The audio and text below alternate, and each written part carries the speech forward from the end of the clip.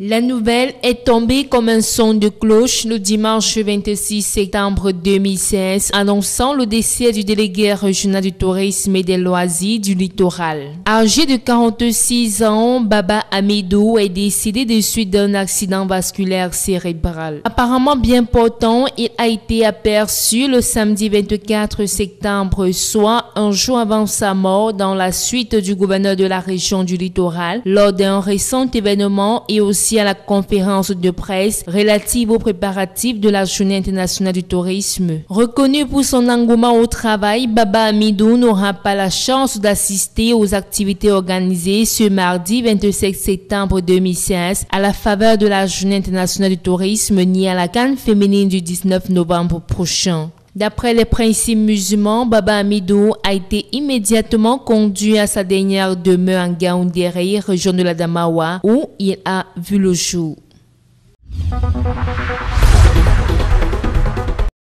Les groupes de danse du Nord-Ouest ont montré ce qu'ils savent faire de mieux en de grandes circonstances, comme celle de la passation technique de service entre les délégués entrants et sortants des arts et de la culture du Nord-Ouest. Parfait Olinga Bingonga, professeur des lycées et collèges, prend le témoin entre les mains de Armand Abanda Maillé, promu directeur de la promotion et du développement de l'art au ministère des Arts et de la Culture. Une occasion pour le chef de la division des affaires économiques, sociales et culturelles du Nord-Ouest d'inviter le nouveau délégué à suivre les pas de son prédécesseur. Nous avons le sentiment que nous serons soutenus dans cette œuvre et lors de la présente passation de service, j'ai pris l'engagement de relever 2 ou 3 défis. Nous devons faire une tournée régionale pour solliciter l'appui des élites et puis de toutes les autorités et recevoir bien évidemment l'onction des populations et des autorités administratives de ces élites-là. Je crois que mener de cette façon, notre prestation ne sera pas des moindres. Parmi les objectifs annoncés dans son cahier de charge, figure en bonne place la participation réussie du Nord-Ouest au Festival national des arts et de la culture de novembre prochain et l'encadrement des créateurs des œuvres de l'esprit. Je sais que comme il y a un nouveau délégué des arts et de la culture, nous sommes vraiment contents parce qu'avec son expérience, on va tout faire pour voir la culture du Nord-Ouest, pour arriver là où ça sera. Au délégué sortant, le collectif des artistes du Nord-Ouest lui ont demandé de continuer à le soutenir.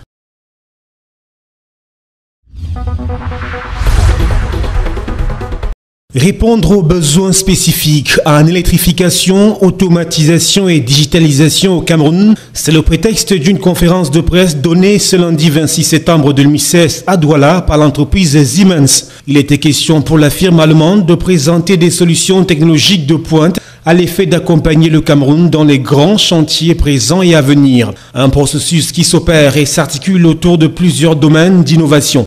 D'automatisation, donc vous avez électrification, automatisation, digitalisation. Donc digitalisation, il faut voir ça secteur par secteur. Si on prend par exemple les demandes énergétiques au Cameroun, il est clair que nous fournissons des centrales électriques au gaz et turbines clés en main, que nous faisons l'automatisation des réseaux. Et maintenant, quand vous voyez ce que nous réalisons dans la gestion de barrages, ce sont des premières étapes dans la digitalisation. C'est pas du high talk, c'est du réel, c'est du concret. Et la situation s'améliore. Certes, pas encore optimale, mais ça c'est en fonction des plans d'investissement. L'entreprise allemande, fondée depuis 1847 et présente sur le continent africain depuis 1976, propose ainsi d'imaginer l'avenir ensemble, celui du Cameroun particulièrement, et ce faisant dans un partenariat solide. Un partenariat déjà amorcé avec Eneo, le concessionnaire de l'électricité au Cameroun, dans la gestion et l'exploitation efficace du réseau électrique. Ici, il s'est agi pour Siemens, présent dans la production, le transport et la distribution de l'énergie, notamment le gaz et l'éolien, de préparer le réseau local à une hausse de la consommation et le prémunir contre les défauts de panne. Il convient de noter que l'intérêt de l'entreprise d'électricité allemande pour le Cameroun n'est pas spontané.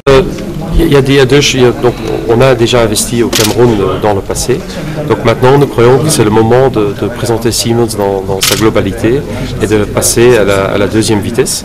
Donc nous avons fait une année de prospection en profondeur au Cameroun. J'ai visité moi-même pas mal de sociétés. J'ai trouvé que les sociétés étaient bien technologiquement, étaient vraiment bien, mais il y avait aussi des demandes au niveau du service, des demandes au niveau, je veux dire, de mettre des installations industrielles à niveau.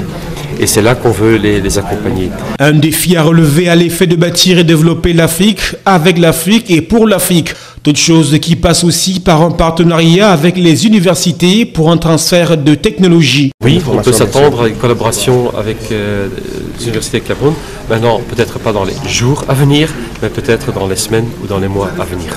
Il ne reste plus donc au Cameroun qu'à saisir la perche tendue pour une meilleure réalisation de ces grands projets structurants en faveur de l'émergence à l'horizon 2035.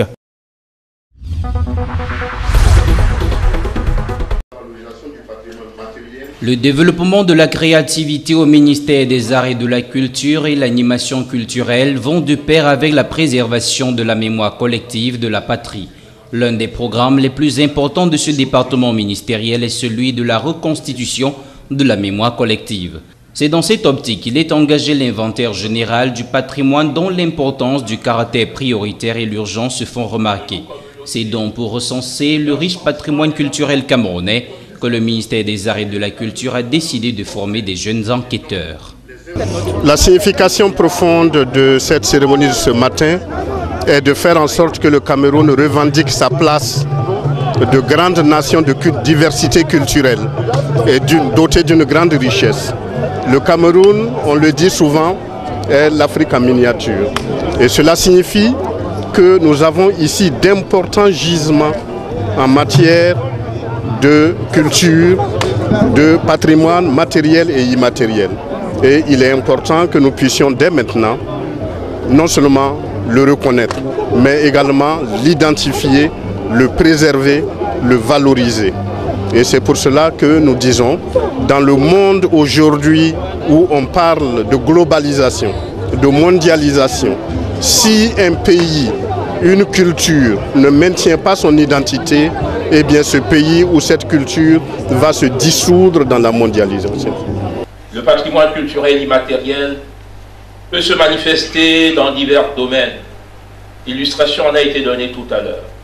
Il s'agit notamment des traditions et expressions orales, y compris la langue. Et au ministère des Arts et de la Culture, il existe toute une direction qui s'occupe des langues nationales, puisque les langues sont vecteurs du patrimoine.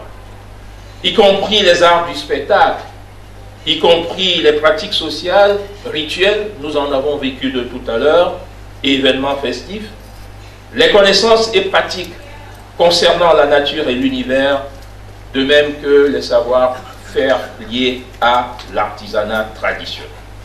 Les enquêteurs formés seront déployés dans un premier temps dans les régions du littoral, du nord-ouest et du sud afin de collecter les données sur les différents patrimoines culturels et puis suivront les autres régions du pays.